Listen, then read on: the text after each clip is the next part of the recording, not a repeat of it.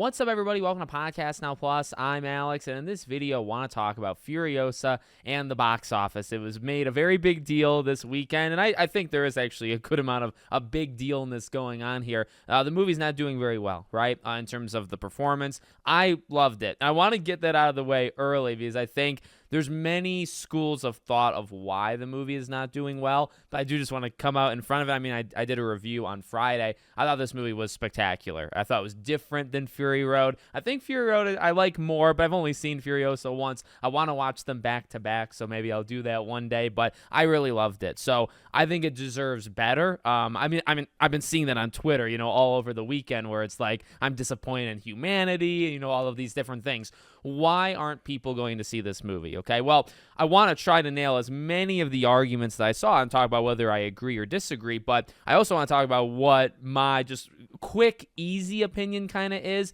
And I would say the biggest thing for me is a couple things. Number one, Fury Road never did all that spectacular. I think it made like 350 or so million. I think it made its money back. When you think about the budget, right, you got to include the marketing. You got to include movie theaters taking their cuts. So when a movie, and I think Furiosa, when it's 160, 170, whatever it might be million, that's not how much it needs to make in the box office. It needs to make, I know the rule of thumb is kind of double, but it needs to make that money plus whatever the marketing was, plus when movie theaters take their cut, sometimes it can be 20%, 30, 40, you can get up to as high as 50% that movie theaters take the cut. So you got to make a good amount. I mean, this movie needs to make, I'd imagine, 350 plus million in order to start making money, and it's not going to happen. It didn't do all that great domestically. It didn't even do all that great internationally, and will the movie make back just the base budget? Probably. It might reach 120, 150, maybe in that range, maybe a little bit more. Maybe it gets closer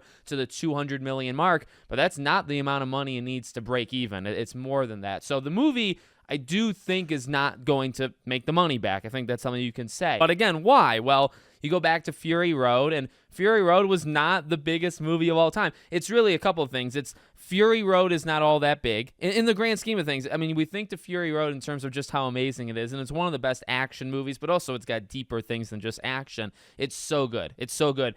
It was 9 years ago, okay? 9 years ago. Now, I will say, to a degree, this is a Mad Max movie not starring Mad Max. Now, I don't think that is much of it at all. It might be a little. I know there's some people on the internet that are making it the entirety thing, where it's like, well, it's because it's a female, it's because it's Furiosa.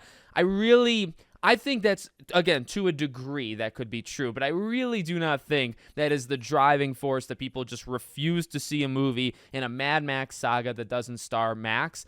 You could argue with me all day, but I mean, in my soul, I truly believe that is not the driving factor. Because I also think when you see the movie, it's not like it's disrespectful to Max. It's not that Furiosa is this godlike figure where nothing bad can happen to her and she's better than everybody else. No.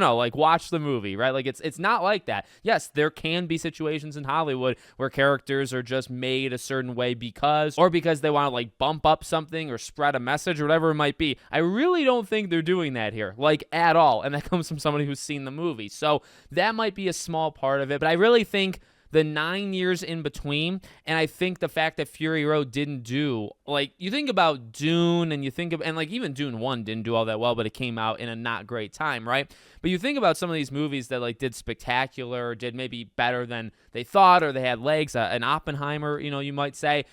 Fury Road didn't do that. Fury Road was looked at really well, and it did fine, but it didn't do 500, 600, 700, where this is all of a sudden, this is making 20% of what, Fury Road made.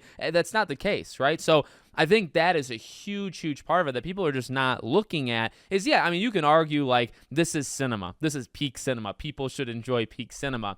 But, people sometimes, number one, they just don't. They choose to either see a movie or not see a movie. You don't need to flip out on them necessarily. But also, we're not talking about the biggest franchise of all time. And it was so long between Fury Road and you go back even before then. So you're not talking about this annual franchise or this franchise that is necessarily building up steam. I don't know if you can even say that, right? Okay, that's one. Another one that I would really like to lean into, I really think it's the streaming versus movie theater thing. And I think you can say that about a lot of movies, but that is, I think, a massive problem. Now, honestly, maybe for me, myself, I've talked about my experience with movie theaters. I really don't go. Now, I don't go for like a variety of reasons. It's not necessarily because I can wait a month and see it on streaming, but that is a byproduct. Like, that is just something that's naturally happening. That Fall Guy movie with Emily Blunt, I thought that movie originally was coming out on streaming. And I'm a pretty casual moviegoer. I thought that was only coming to streaming.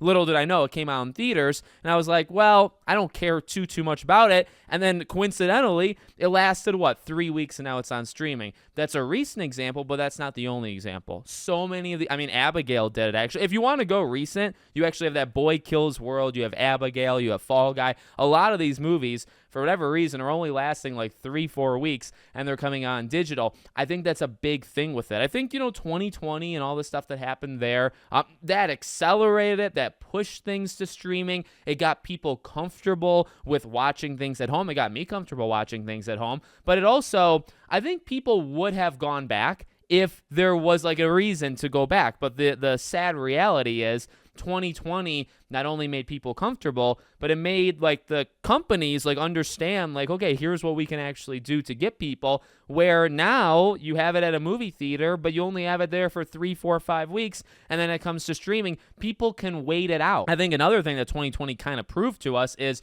you don't need movies. Now, I believe in cinema. I believe movies in terms of storytelling and can take you to a different place. I'm a huge gamer, right? So it's the same kind of escapism type thing. I think it's important. But I do think 2020 kind of proved like you don't always need to see movies in theaters. Like, you can see it at home. Old movies you can rewatch. Like, you can always be transported back there. Is the cinema, is theaters as important as we think it is, right? And that really kind of, I think, mess with people's heads, or maybe rightfully mess with people's heads. You have ticket prices, of course. Like, that's another one. I see a lot of things on Twitter where I see people defending ticket prices on Twitter, which makes no sense to me. I live in Colorado. I won't say where, but I live in Colorado. Ticket prices are absurd. They're insane. And the whole, you see on Twitter where it's like a movie dinner date or whatever can cost like $100. That's where I live. People are saying, well, that's only in like a couple different states. I don't know where some people are living. That's most places. Most places in the U.S. Ticket prices are insane. So yeah, that's a big one to me. You go out to see a Furiosa, you're spending $60, $70, $80 at the minimum for the tickets. And then if you want food, God forbid, you want a drink. Actually, it's probably best you don't, right? Those things all, I think, play into it. And then you have, again, the streaming thing. Furiosa will be out now, maybe not because George Miller, Pioneer and all that, but will Furiosa be out on streaming stuff in a month and a half, which would be a little bit later than some of these other movies, but not all that much late. It won't have too long to be in theaters. I don't think movies need to be in theaters for like 3, 4, 5 months. I like Box Office Mojo. I would always go and check that out and stuff. And, back in the day, like, yeah, you'd see a movie that would be on day like 85, which is like easily 2.5 months in, right? Where it's still in theaters. I don't know about that, but maybe 2 months, a 2-month window where it's in theaters, and just not every movie does that. And some of them only last 3, 4 weeks before they're pulled from theaters. So I think that, to me, those are the two biggest parts to it. I think people have stayed home. 2020 did that. The idea that maybe some people even think it'll be on streaming to begin with, like I did with Fall Guy, or just, eventually it's going to come. So just wait it out, right? And the ticket prices go into that, where it's like, well, you can just watch it online or watch it digital or rent it for $10, $15 versus spending $60 to see it in theaters. All you have to do is wait a month. I think, to me, it really settles on the streaming stuff, and that Fury Road isn't as big as you think it is. It's amazing. I watched it like 2-3 weeks ago, and honestly, I watched it 2-3 weeks ago. I watched Furiosa, and I wanted to watch Fury Road like immediately after, even though I just watched it. That's how good I think both those movies are in complementing each other, right? So I don't know. That's my perspective of it. Let me know what you guys think in the comments.